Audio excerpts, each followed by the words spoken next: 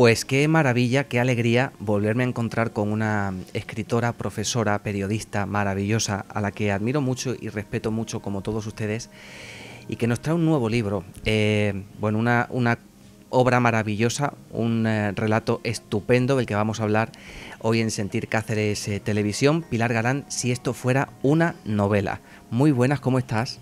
Muy buenas tardes, Ángel, y muchísimas gracias. El placer es mío, desde luego. Bueno, nos volvemos a encontrar después de algún tiempo, íbamos a decir. ¿Cuántas cosas han pasado? ¿Quién nos lo iba a decir? Aquella semana en la que se produce el confinamiento, el estado de alarma. Yo recuerdo que fue un martes o un miércoles cuando grabábamos nuestra última entrevista, y ya ese viernes se hace oficial que tenemos que hacer la enseñanza online, que nos vamos a nuestra casa, que nos iba a cambiar la vida durante unos cuantos años de una manera increíble, impresionante. Y hablábamos tú y yo en aquella entrevista de muchas cosas, de tus libros, de tus artículos, de los jueves sociales y demás. Recuerdo que decíamos, bueno, qué barbaridad esto de las mascarillas, que ahora estén cobrando 7 euros porque no quedan en las farmacias. Dios mío, la que se nos venía encima.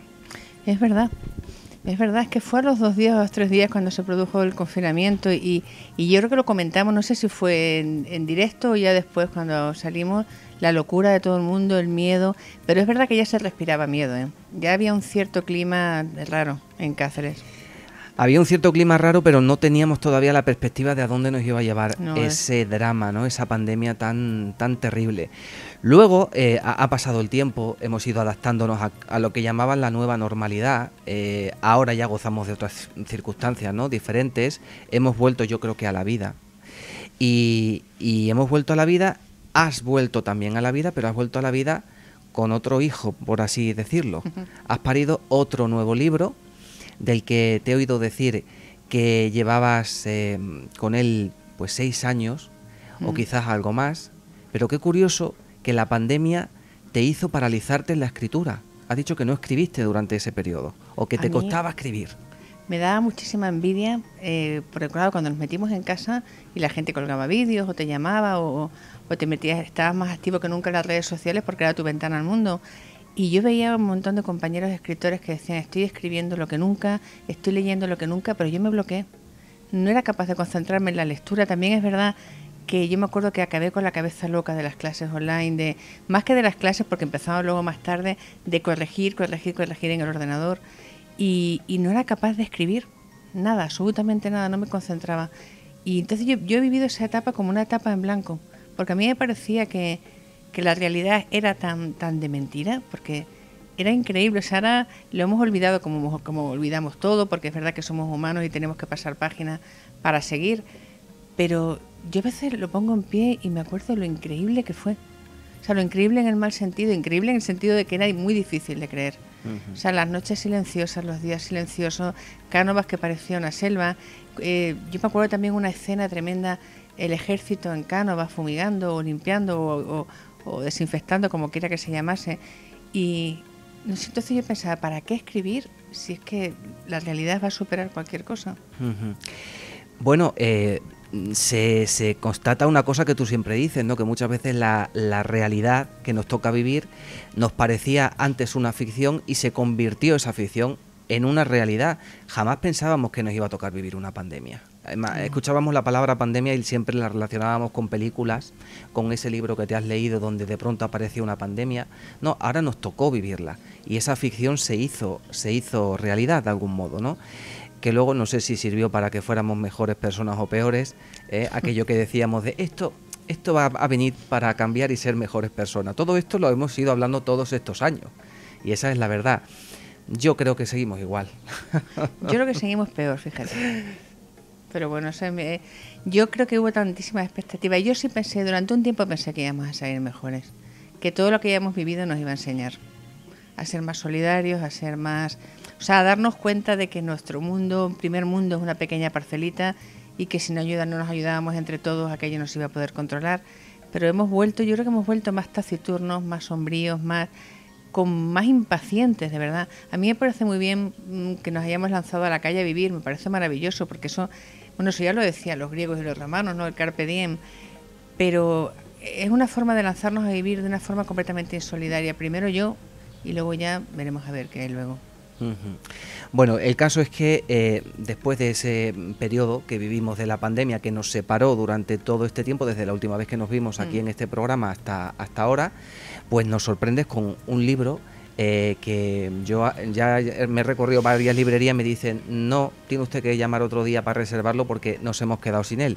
Se está vendiendo muy bien, creo que también forma parte, yo creo, de una actitud o de la necesidad que tenemos las personas hoy en día de responder a ciertas preguntas vitales que se nos están poniendo de frente porque vamos pasando a otra etapa de la vida. Cuando estaba con este libro en mis manos, yo muchas veces recordaba esas conversaciones que tú sabes que en los coches los compañeros hablamos de de camino al trabajo, ¿no? Oye, mi padre ya se va haciendo mayor y fíjate, ahora me dice esto y ahora resulta que no sabemos los hermanos qué vamos a hacer. Otra me dice, yo estoy agotada porque tengo que hacer esto, lo otro, y claro, mi hermano resulta que pone la excusa, se da media vuelta y no sabemos cómo organizar esto.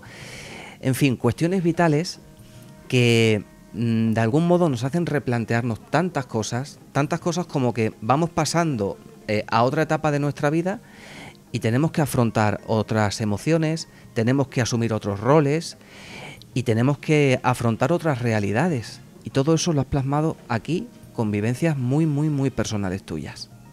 El otro día que a mí me encanta ir a los clubes de lectura, primero porque a mí que la gente se reúna a leer ya me parece una cosa admirable y creo que además son dinamizadores de los pueblos pequeños. Yo he estado en clubes de lectura de pueblos pequeños que tienen una vida y que hacen por la vida cultural, no solo cultural sino social del pueblo maravillas. Y el otro día me decían en el club de lectura de Don Benito Villanueva que las vivencias son mías, las experiencias son mías, pero el sentimiento es de todos.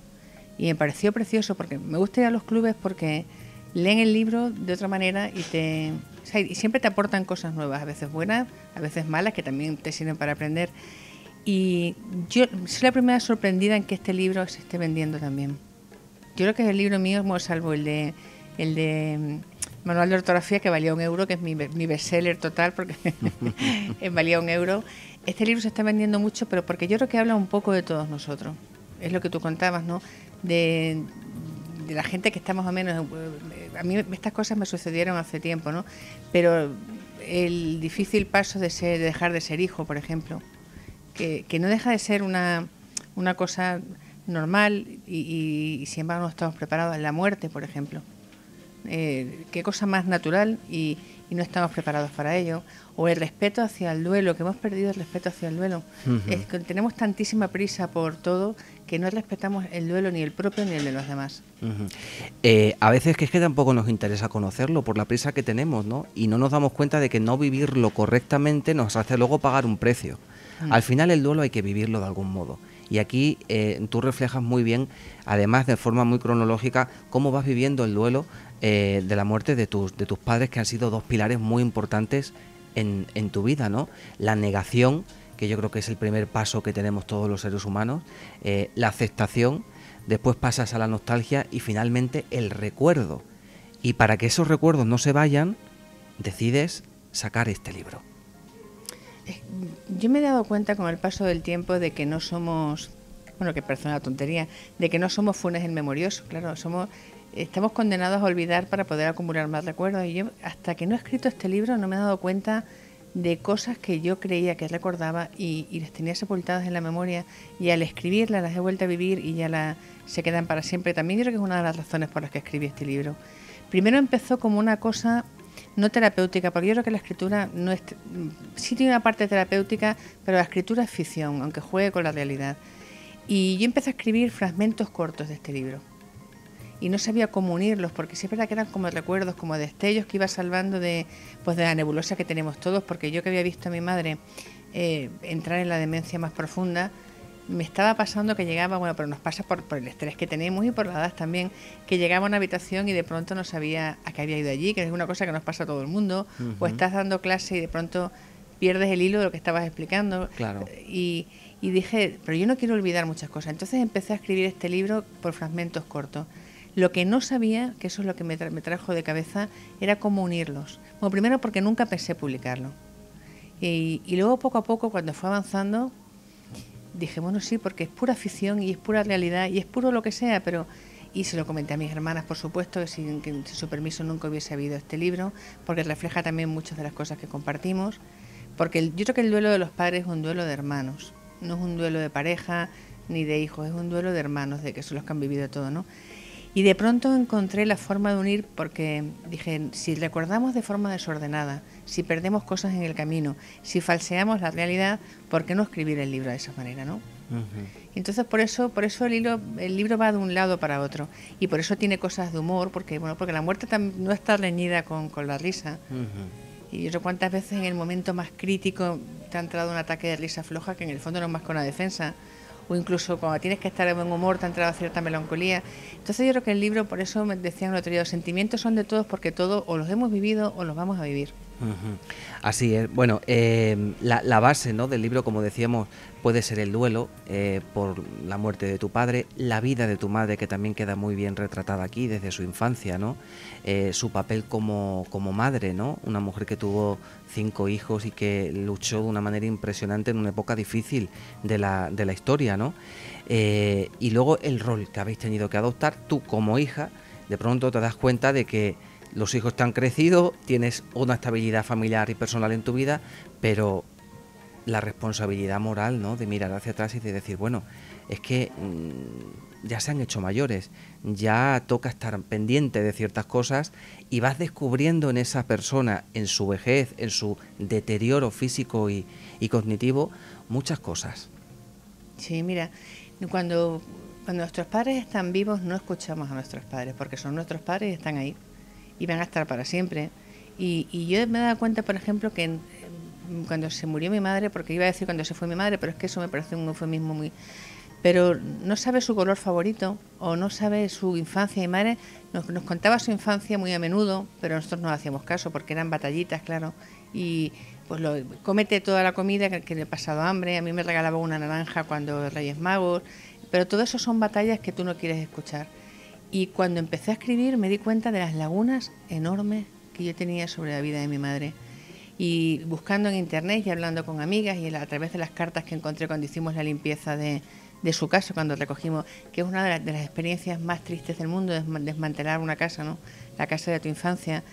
Y descubrí las cartas que se había escrito con sus compañeras de internado, porque mi madre atravesó, pues se fue a Madrid muy, muy pequeña a un internado de hijas de suboficiales cuando la guerra. Y las circunstancias, bueno, iba a decir, eran terribles, no, eran las que había.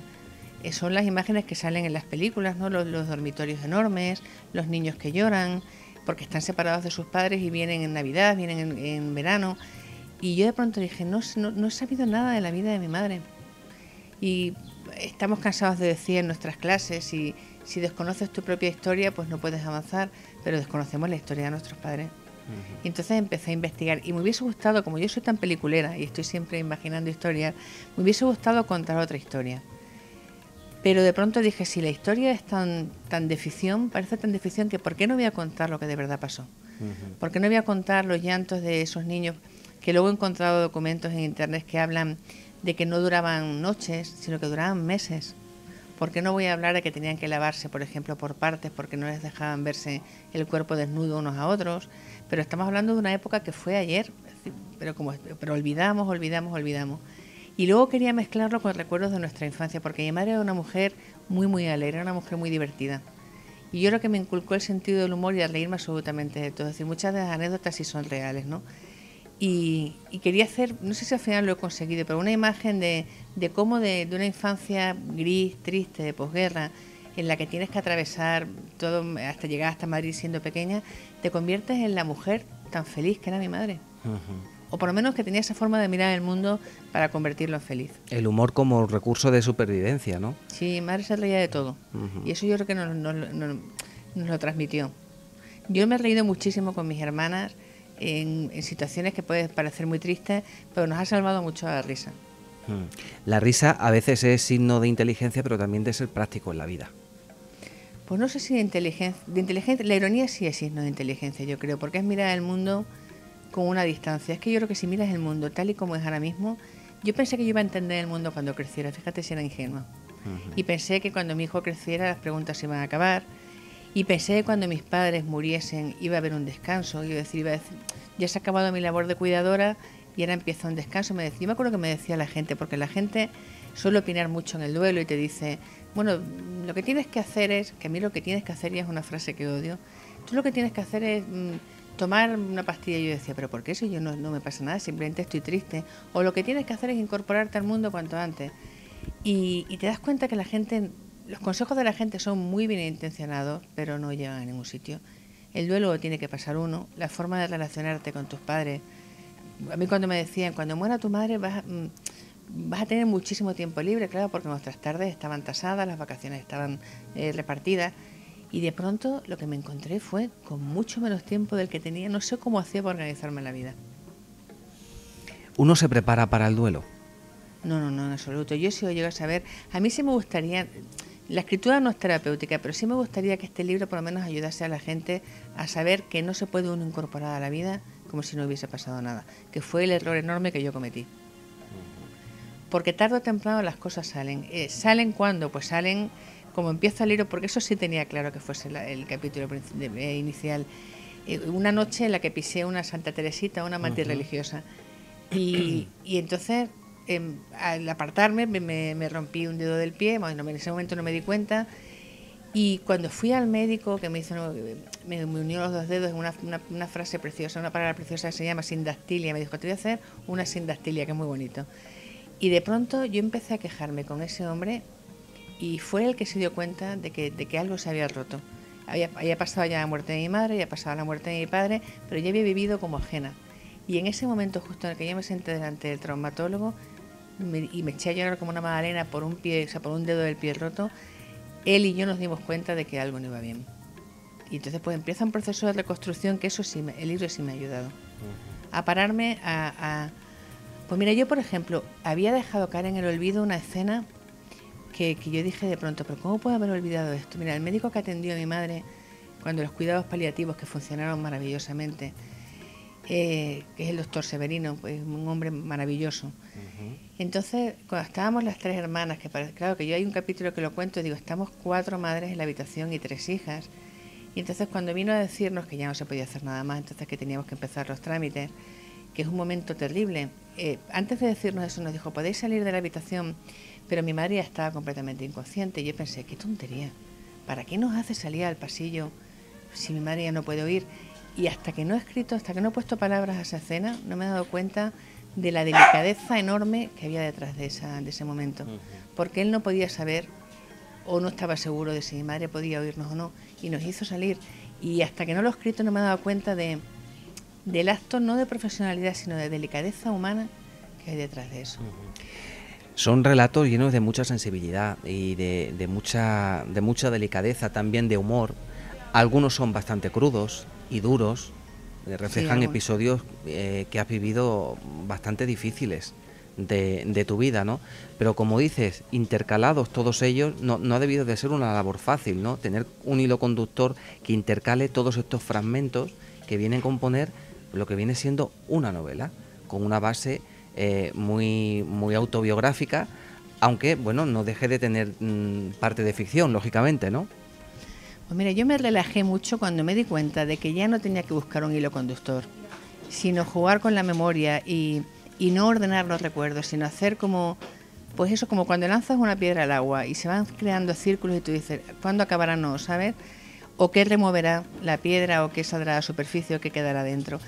Porque yo, cuando encontramos las cartas en la limpieza del piso de mi madre, yo dije, ya está, pues aquí tengo una historia, que es el recurso literario más viejo del mundo. Pues cuento a través de las cartas la vida de mi madre y su estancia en el internado. Y entonces de pronto me di cuenta de que lo que estaba haciendo, me lo dijo Marino, mi editor, que me conoce mejor que nadie para literariamente, me dijo, déjate intentar escribir ficción y cuenta realidad.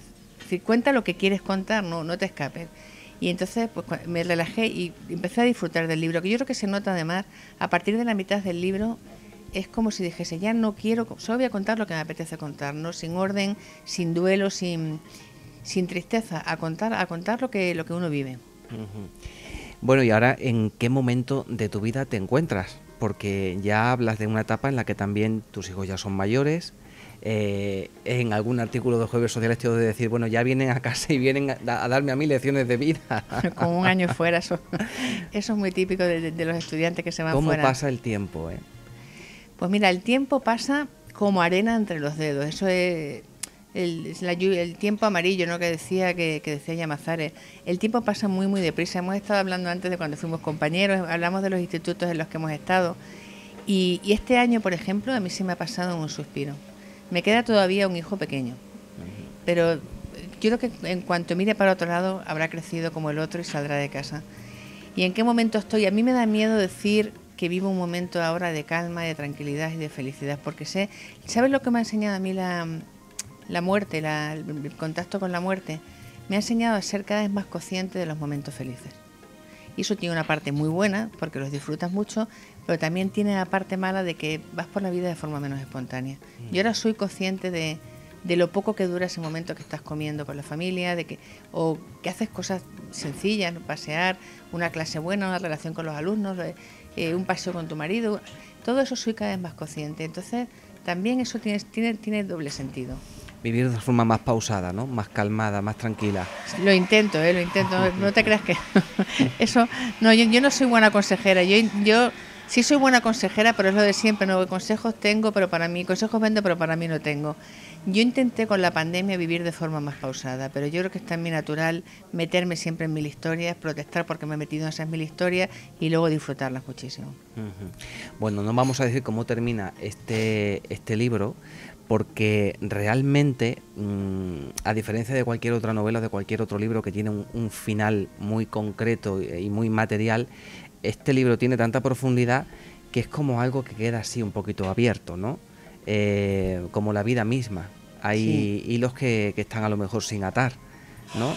Y hay cuestiones que están abiertas. A veces es también muy importante porque el mismo lector, cuando lo lee, como he dicho antes, te pone preguntas de la vida frente a ti, que muchas veces estamos teniendo en momentos en los que pasamos de una época a otra de nuestras vidas. Yo creo que es un diálogo con Pilar Galán sobre cuestiones de nuestra propia vida, sentimientos compartidos y comunes, que las vivencias son de la autora, pero los sentimientos acaban siendo de todos. Y muchísimas gracias en nombre de tanta gente como lo lee y lo disfruta, por haberlo sacado, por haber compartido parte de ti. Me ha gustado mucho la portada y la contraportada, que ya dice mucho, ¿no? La imagen del rostro dividida en dos partes. Pero no es para este libro, es porque es el primer libro de una colección de novela que va a ser así siempre, ¿eh? Que, o sea, yo soy la primera, pero los otros autores saldrán también con este formato. A mí, que soy muy pudorosa con las fotos y con las imágenes, al principio me costaba, pero luego me he acostumbrado a verlo.